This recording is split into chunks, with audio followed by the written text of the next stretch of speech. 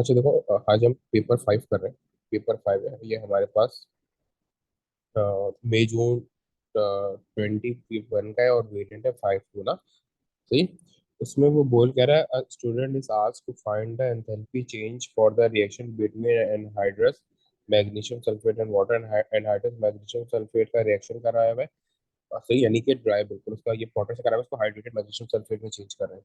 This enthalpy change can not be measure directly. ये enthalpy change directly measure तो नहीं हो सकता। Predict whether the enthalpy change for this reaction is positive और negative, explain the reason for your prediction ना। सही है।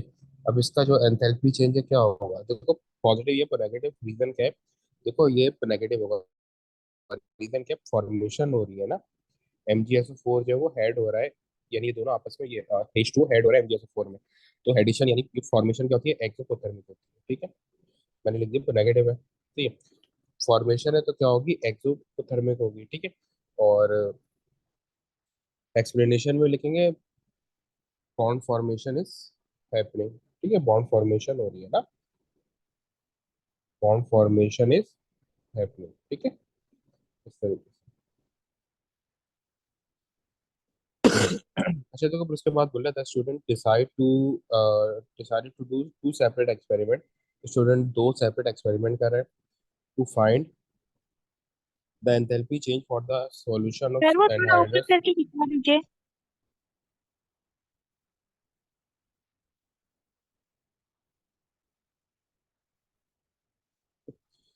अच्छा देखो, फिर उसके बाद बोला है to find the enthalpy change for the sir तो ये सॉल्यूशन ऑफ। एक्सोथर्मिक होगा तो इसको नेगेटिव लिखेंगे, एक्सोथर्मिक नहीं लिखेंगे। उसने कहा है कि ये क्या होगा, उसने कहा है कि पॉजिटिव है या नेगेटिव है। यहाँ पे कहा हुआ है ना, द रिएक्शन इज पॉजिटिव और नेगेटिव। उसने बस कुछ ही नहीं है कि एक्सो या फ्रेंडो है। अगर ब्रैकेट में एक्सोथर्मिक फिर भी लिख दो आपको तो सही है। पता कैसे चला कि ये बॉन्ड फॉर्मेशन हो रही है, बस दो जो है कंपाउंड मिल जाएंगे। कंपाउंड मिल रहे हैं ना, MgSO4 और H2 आपस में मिल रहे हैं, मिलने को बॉन्ड फॉर्मेशन बोलते हैं। अगर ये दोनों अलग हो रहे होते तो बॉन्ड, ये ब्रेकिंग बोलते हैं उसको। अच्छा सर। ठीक है, उसके बाद बोले टू फाइंड द, अच्छा उसने क्या बोले, the student decided to do two separate experiment. Experiment number 1 क्या है, to find the enthalpy change, to find the enthalpy change for the solution of, enthalpy change of solution निकालना है anhydrous magnesium sulphate का। सही है। 0.025 mole of magnesium sulphate are dissolve in 50 cm³ of distilled water. ये एक experiment है। उसका दूसरा क्या है, experiment two find the enthalpy change of solution of hydrated magnesium sulphate. वो हाइड्रेटेड मैग्नीशियम सल्फेट का निकालना है। पहले वो एनहाइड्रस का निकाल रहा था, अब वो हाइड्रेटेड का निकालना है। 0.025 mole of magnesium hydrated magnesium sulphate are dissolve in 50 cm³ of distilled water. पहले डिफरेंस क्या है, पहले वो एनहाइड्रस मैग्नीशियम सल्फेट का एंथैल्पी सॉल्यूशन निकाल रहा है, दूसरे ये एक्सपेरिमेंट में हाइड्रेटेड मैग्नीशियम सल्फेट का निकालना है। ठीक है, फिर बोले that result of experiment 1 are shown in the graph of the in the graph of temperature against the time on the page 3। इसके बाद जो पेज आएगा, draw and extrapolate the cooling curve back to 180 second, determine the temperature change during that reaction। ठीक है, बोला है कि जो उसने हमें वो ग्राफ जो दिया हुआ है ना, उसको एक्सट्रापोलेट करो 180 पर सेकंड तक। ठीक है, कहाँ तक करो, 180 सेकंड तक एक्सट्रापोलेट करो और ये बताओ कि इसका एंथैल्पी चेंज क्या आ रहा है। सही। अच्छा देखो, यहाँ पे दो ग्राफ बन रहे हैं ना। अच्छा उसने बोला क्या है, ये कूलिंग कर्व है। ये क्या है, कूलिंग वो कर्व है ना। कूलिंग कर्व बैक टू 180 यानी कूलिंग कर्व है। कूलिंग कर्व का क्या मतलब होता है कि टेम्परेचर गिरेगा ना, टेम्परेचर बढ़ेगा नहीं, टेम्परेचर गिरेगा। सही। तो अगर मैं इसको एक्सट्रापोलेट करूँ, तो देखो अगर मैं दोनों को करूंगा, जैसे अगर मैं फर्स्ट को अगर मैं यहाँ से भी कर दूँ, वैसे कूलिंग कर्व जो है यहाँ से स्टार्ट, अगर मैं इसको यहाँ से एक्सट्रापोलेट करूँ यहाँ से, तो 180 सेकंड पर ये आंसर है। ठीक है, और उसने एंथैल्पी चेंज बोला है, यानी एंथैल्पी चेंज जो मेरे पास फाइनल है उससे सर इसको ऊपर वाला इस को वजह से माइनस कर नहीं लिया देंगे। ना, क्योंकि इसमें टेम्परेचर ज्यादा है। क्या। मैं कह रही हूँ कि आपने नीचे वाला कर्व, ये लाइन इस वजह से एक्स्ट्रापोलेट नीचे वाली की है ना, क्योंकि इसमें टेम्परेचर कम है। यस। ठीक है, अब ये इसी तरीके से फिर आपके पास क्या होगा, आप इसको अच्छा, या अच्छा मैंने एक वो गलती कर दी, सॉरी सॉरी, एक्स्ट्रा प्लेट बोला है ना, उससे ये वाला कर्व है ना, कूलिंग कर्व, ये वाला कर्व होगा, ऊपर वाला कर्व, ये ऊपर वाला कर्व है, sorry, नीचे वाला कर्व नहीं है।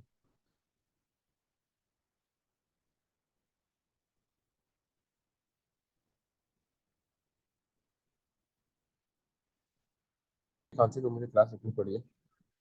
अच्छा देखो, मैंने गलती से ये वो नीचे वाला कर्व ड्रॉ कर दिया ना, कर्व आपके पास ये वाला ड्रॉ होगा, कूलिंग कर्व तो ये है ना, कूलिंग कर्व तो यहाँ से स्टार्ट होता है, ठीक है, ये वाला कर्व से वो कर्व बोला है ना, तो आप इसको एक्स्ट्रापोलेट कर दोगे जहाँ तक ये तो जा रहा है ना, इसको आप सर एक्स्ट्रापोलेट कर ऊपर दोगे और वाला क्यों करेंगे कि मतलब एक लाइन स्ट्रेट है और एक कर्व है, तो सिर्फ कर्व को करना है, कूलिंग वाला जी पार्ट मिस कर देंगे, जी उसको जी जी इग्नोर करेंगे।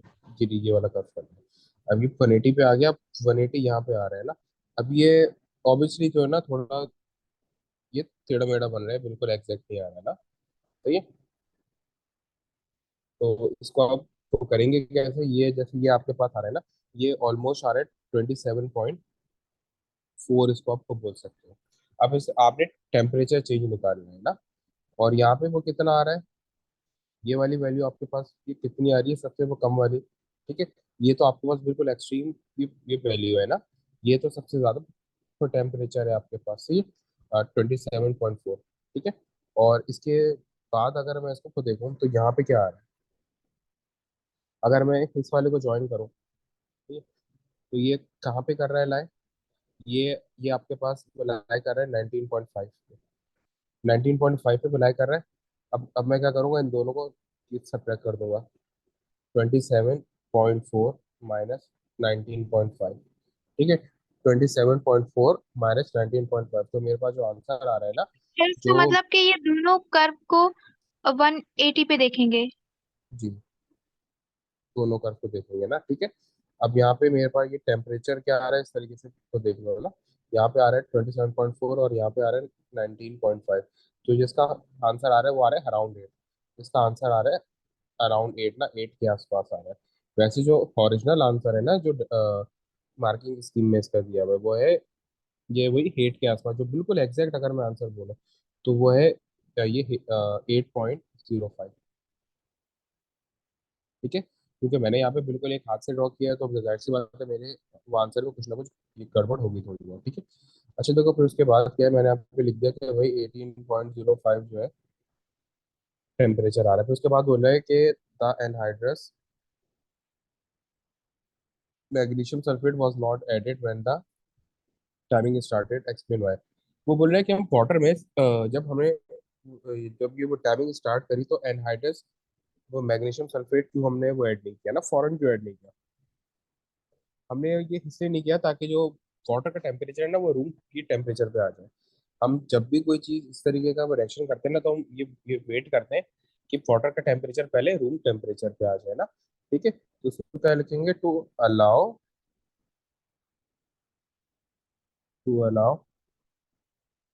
That temperature of water, to allow the temperature तो sir of distilled water, water का तो वैसे ही टेम्परेचर जो है वो रूम टेम्परेचर पे ही होगा, यस तो फिर हम अलाउ कैसे करेंगे कि कम हो जाए, रूम टेम्परेचर तक आ जाए, पहले से ही वैसे होगा। Yes, room temperature. सर समझ नहीं आई ये बात मुझे। देखो हम क्या करते हैं, हम पहले ना टेम्परेचर को रूम टेम्परेचर पे वो लेके आते हैं, ठीक है, पर सर डिस्टिल्ड वाटर का तो होगा ही रूम टेम्परेचर पे। जरूरी थोड़ी है रूम टेम्परेचर 25 डिग्री सेल्सियस होता है, जरूरी थोड़ी है कि वो उसी पर हो, अगर वो कुछ आगे पीछे वो टेम्परेचर है तो हम उसको थोड़ा ये वेट करते हैं ताकि वो 25 डिग्री सेल्सियस पे आ जाए, तो ये तो इसका जरूरी थोड़ी मतलब कि सर वो उस पे हमेशा हो। सिर्फ वाटर के टेम्परेचर को रूम टेम्परेचर तक वेट करेंगे, या कोई भी सोल्यूशन होगा।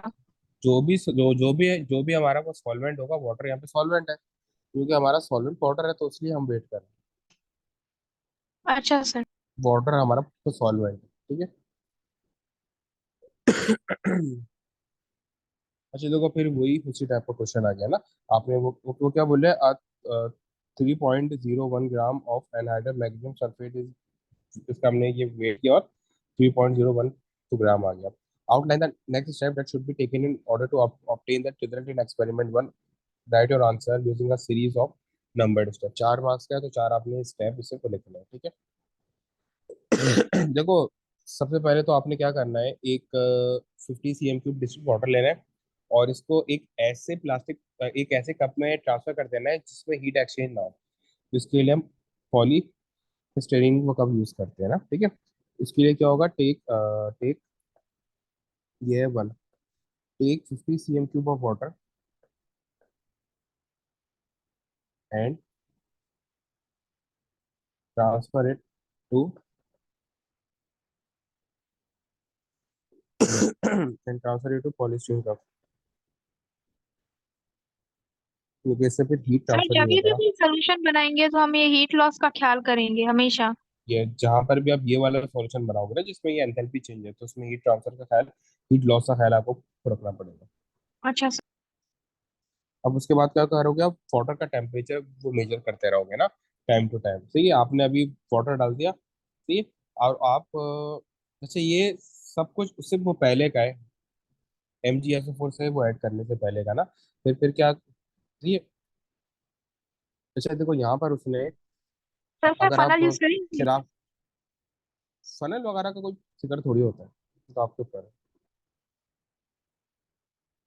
ठीक। अच्छा देखो, अब यहाँ पे आप थोड़ा थोड़ा वो टाइम जो भी आपको समझ आया ना, जैसे यहाँ पे यहाँ पे मैंने लिख दिया कि भाई हम टेम्परेचर कर रहे हैं मेजर ना, measure the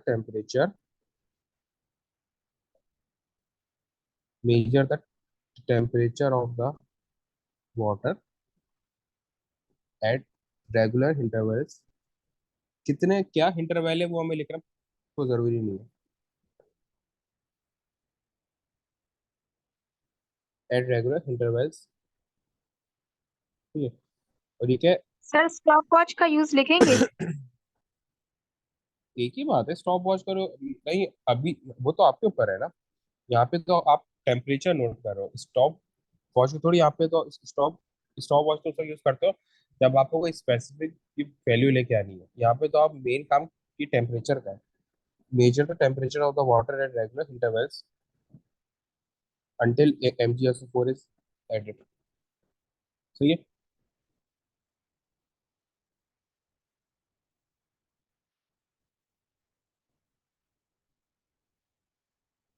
now add MgSO4, ये आप MgSO4 ऐड कर दोगे। सही है, फिर MgSO4 को ऐड करने के बाद क्या करोगे, उसको स्टर करोगे ताकि जो रिएक्शन है वो हमारा ये हो जाए। फिर आप क्या करोगे, टेम्परेचर को मेजर करोगे, measure the temperature, measure the temperature sir, इसका ऑफ मतलब कि द, एंथैल्पी चेंज में हमेशा पहले सॉल्वेंट का टेम्परेचर मेजर करेंगे, फिर सॉल्यूट का। Yes, measure the temperature of the water at regular intervals. ये रेगुलर इंटरवल्स पे करोगे। अच्छा, इसमें एक चीज बता देता हूँ, यहाँ पर जो आप वो टाइम लेते हो ना, इंटरवल्स लेते हो, वो आप 30 सेकंड का वो लेते हो। तो ये जब भी हम ये हीट वाला क्वेश्चन करते हैं ना, तो 30 सेकंड्स का आप ये इंटरवल लेते हो, यानी 30 सेकंड बाद रीडिंग जो है वो लेते हो ना, हर 30 सेकंड बाद। अगर आपको ये ऐड करना है तो ऐड कर दो, अगर वो नहीं भी ऐड करना तो उसके बगैर भी काम चल जाएगा, ठीक है। आप रेगुलर इंटरवल्स को लिख दो, ठीक है।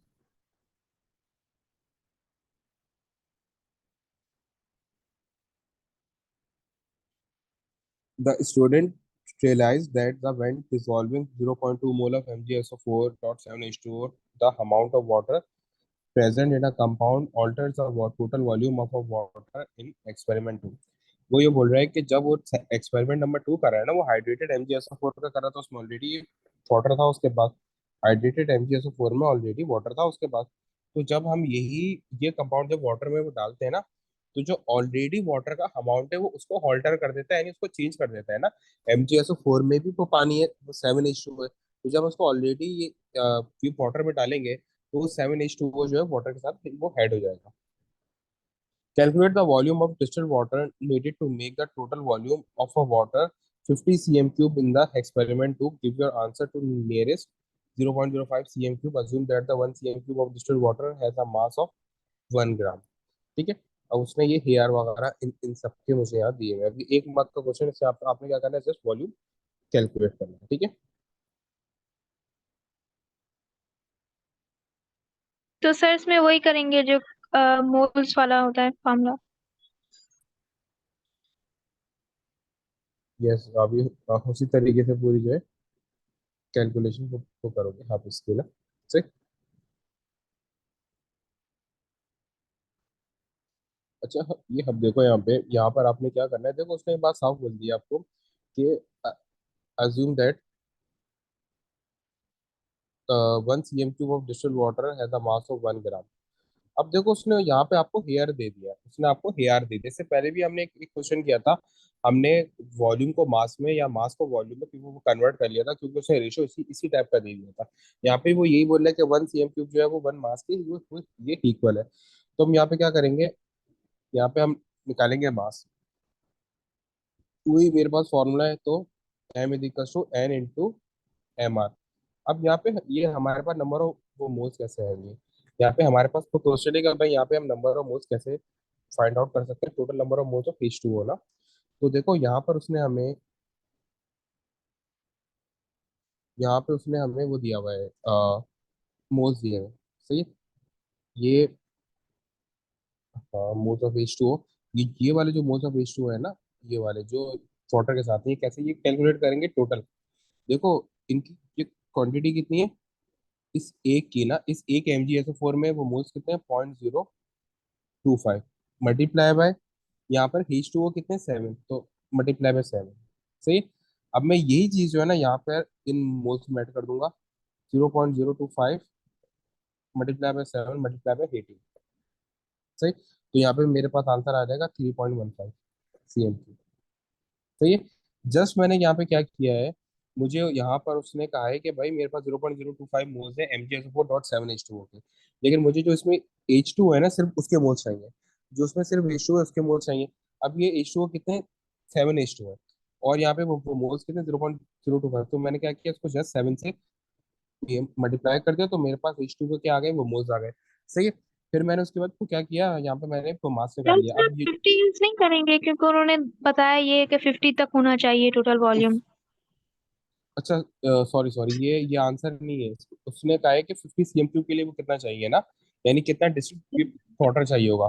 तो जो मेरे पास ये आंसर आएगा ना, 3.15 cm³, इसको हम क्या करेंगे, 50 से वो माइनस कर देंगे, ठीक है। तो ये मेरे पास आ जाएगा 46.85। ये मेरे पास वो वॉल्यूम आ गया जो मुझे डिस्ट्रिक्ट वाटर का चाहिए 50 cm³ वो पूरा करने के लिए, ठीक है। अब यहाँ पर मैंने डिस्ट्रिक्ट ये वाटर लेना है 50 cm³, ये 46.85 cm³, और जो वाटर वहां से आ रहा है MgSO4.7H2O से, वो कितना आ रहा है, वो आ रहा है मेरे पास 3.15 cm³। तो इन दोनों को मैं कंबाइन करूंगा तो क्या बनेगा, 50 cm³ मेरे पास मिल रहा है। तो उसका क्वेश्चन ही यहाँ पे वो यही था ना, कि मुझे ये जब मैं ये एम फिर जी इसका क्वेश्चन का आंसर क्या होगा? 46.85। जी 46.85। अच्छा sir.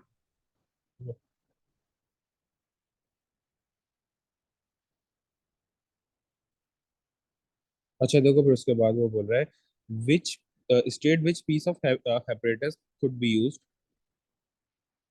state which piece of apparatus could be used to measure the volume of distilled water in C1। सी बात है, ये ब्यूरेट से करते हैं ना, ब्यूरेट से खुद डालते हैं पानी में, तो ये ब्यूरेट से हम ये हेड करेंगे, सही है। और क्योंकि हमें मेजर करना है, जब ब्यूरेट हम उस वक्त यूज करते हैं कि अब बिल्कुल हमें एग्जैक्ट मेजरमेंट चाहिए, बहुत मिनिमम ये मेजरमेंट चाहिए ना। जैसे यहाँ पे उसने मेरे को कहा हुआ था ना कि 0.05 cm³ चाहिए, तो इस वजह से हमने यूज किया। Measure up to to measure up to major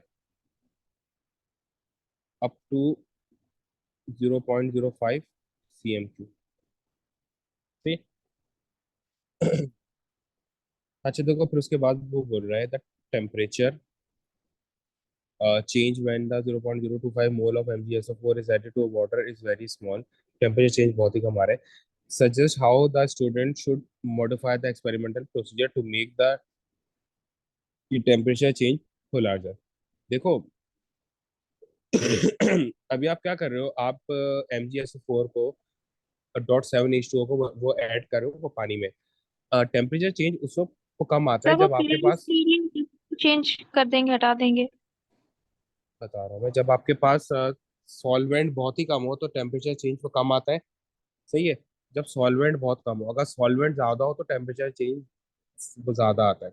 तो आप क्या करोगे, MgSO4 की क्वांटिटी इंक्रीज कर दोगे। Increase the quantity of MgSO4। ठीक है। सर से तो सॉल्वेंट कम हो जाएगा? इससे सॉल्वेंट कम नहीं होगा, इससे आपका जो है वो रिएक्शन वो ज्यादा करेगा MgSO4 को सॉल्वेंट के साथ, तो ज्यादा हीट प्रोड्यूस होगी, तो ज्यादा टेम्परेचर चेंज आएगा। मतलब सर आप कह रहे हैं कि हीट चेंज ज्यादा होगी क्योंकि वो लिमिटिंग रिएक्टेंट था तो बढ़ गया। हाँ वो ज्यादा हो गया ना, तो ज्यादा रिएक्शन होगा तो हीट जो है वो ज्यादा चेंज होगी। ठीक है।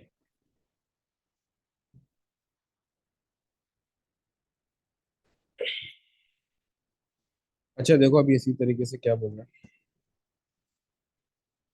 the energy released by 0.025 mole of MgSO4 in experiment 1 is 2125 joules.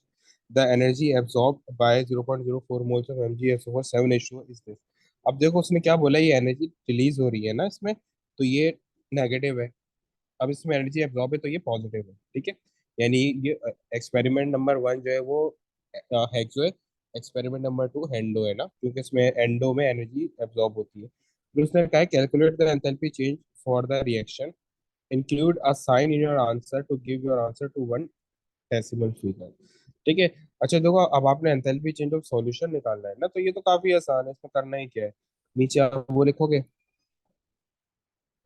वो ये हेजिस लॉ से होगा, हेजिस लॉ से कर दो, बहुत आसानी से हो जाएगा। सही है। MgSO4 एक्वस बनाना है ना, सही है, या तो ये करो या फिर ये करो, आपने ये निकालना है एक्स। सही है। तो जब आप MgSO4.7H2O को वो कर रहे हो, तो कितनी आ रही है हीट, आपके पास आ रही है 477.5। सही है। और जब आप जब आप एनहाइड्रस MgSO4 को कर रहे हो तो कितनी आ रही है, -2125। और आपका रूट ये वाला बन रहा है हेड टू टेल ना, तो x प्लस 447.5 इजिकल्स टू -1212।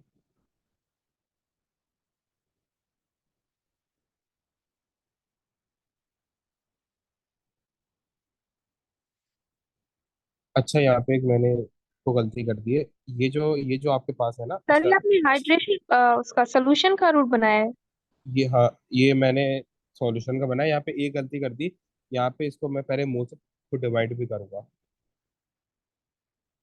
यहाँ पे मैं मोल से डिवाइड भी करूंगा ना, मैंने एंथैल्पी निकालनी है ना, तो मैं मोल से डिवाइड भी करूंगा।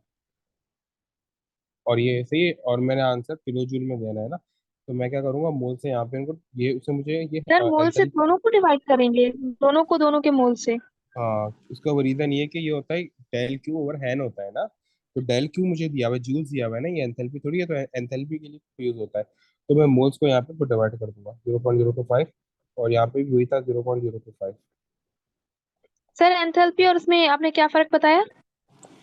एंथैल्पी होती है जूल पर मोल ना, या किलो जूल पर मोल ना, ये होती है एंथैल्पी। ठीक है। और हीट होती है जूल खाली या किलो जूल, इन दोनों में से कोई एक होगा। यही होता है ना फर्क, हमारे पास जो एनर्जी होती है वो खाली जूल में होती है, एंथैल्पी होती है किलो जूल पर मोल, यानी पर मोल जो एनर्जी होती है उसको जी सर। एंथैल्पी बोलते हैं। तो ये तो मेरे पास यहाँ पे इसका आंसर आ रहा है -104 सर ये आपने किलो जूल। सोल्यूशन वाला रूट इस वजह से बनाया है क्योंकि ये एक जो है सॉल्व, वो एक्वस में कन्वर्ट हो रहा है दोनों ही एक्वस और में उसमें से कन्वर्ट हो रहे हैं, वाटर। और उसने हाँ ऊपर वो लेकिन कहा एक भी में है। से वाटर निकलेगा। हाँ तो एक में जो है वाटर को ऐड कर रहा है ना, मैंने आपको बताया था ना इस तरीके से। देखो जैसे यहाँ पे पहले क्या होगा, पहले वो यहाँ पे वाटर ऐड कर रहा है, फिर वाटर हाइड्रेटेड होगा, फिर वो वाटर में और पानी डालेगा तो वाटर का सॉल्यूशन तो बन जाएगा। ये मेरा इनडायरेक्ट रूट है। ठीक है। फिर वो हेक में क्या कर रहा है, डायरेक्ट वो इतना वाटर डाल रहा है कि वो डायरेक्ट हेको सॉल्यूशन बन जाए, तो मेरा वो डायरेक्ट होगा रूट इस तरीके से। ठीक है। तो एंथैल्पी इसका चेंज मतलब सर सॉल्यूशन, एक्सपेरिमेंट में जो है वाटर में डिसॉल्व करेंगे तो H2O वाटर में चला जाएगा, आयन बन जाएंगे। यस, मतलब आयन नहीं अच्छा सर। बनेगा, वो वाटर में, वाटर के साथ हो जाएगा। अच्छा अच्छा देखो, सर। अब उसके बाद क्या बोल रहा हूँ। The student notice that the some MgSO4 in experiment 1 was let undissolved. State and explain the effect this would have on the value of enthalpy change for the reaction in experiment 1। देखो अगर experiment 1 क्या था, exothermic था। अब वो बोल रहे हैं कि कुछ मोल्स जो है ना, कुछ मोल्स MgSO4 के अनडिजॉल्व रह गए, यानी उन्होंने को रिएक्ट नहीं किया, तो क्या होंगे, मेरा solution less endothermic, less exothermic होगा। मेरा सॉल्यूशन क्या होगा, मेरा सॉल्यूशन क्या होगा, लेस एक्सोथर्मिक होगा। मेरा सॉल्यूशन लेस एक्सो, सी मेरा सॉल्यूशन, मेरा ये इसका इफेक्ट क्या आएगा कि ये लेस एक्सोथर्मिक होगा। मैंने अभी बात ये मतलब बताई थी ना कि जितना ज्यादा पार्टिकल को रिएक्ट करता है उतनी ज्यादा मेरी एंथैल्पी होती है ना। अब क्योंकि उसने कहा है कि कुछ ये MgSO4 के मोल्स मतलब अनरिएक्टेड तो सर रह आप गए। कह रहे हैं कि जब आयन बनेंगे तो फिर उनमें बॉन्ड ब्रेकिंग ज्यादा हो जाती है तो वो एक्सोथर्मिक हो जाएगा। अरे भाई, वो सवाल तो पढ़ो दोबारा, एक मिनट। वो बोल रहा है कि the student notice that the some MgSO4 was left undissolved, यानी कुछ MgSO4 ने रिएक्ट नहीं किया है, अनडिजॉल्व रहे। State and explain the effect this would be sir on the मैं भी यही वैल्यू ऑफ कह रही हूँ एंथैल्पी। कि फिर उसकी वजह से हीट रिलीज नहीं होगी। हाँ, ये हाइन का कोई जिक्र थोड़ी है इसमें, आयन की तो कोई वो बात ही नहीं है। तो अच्छा सर। ये तो सिर्फ डिजॉल्व करने की बात कर रहा है। ये क्या होगा, एक्सो लेस एक्सोथर्मिक होगा, चलो मैं बाद में लिख देता हूँ, एक्सोथर्मिक इज लेस। सही है। और क्यों होगा, फीवर मोल्स रिएक्टेड, तो ये कम मोल से आपस में रिएक्ट किया है, ठीक है। ये आपका पूरा क्वेश्चन बनता है, ठीक है।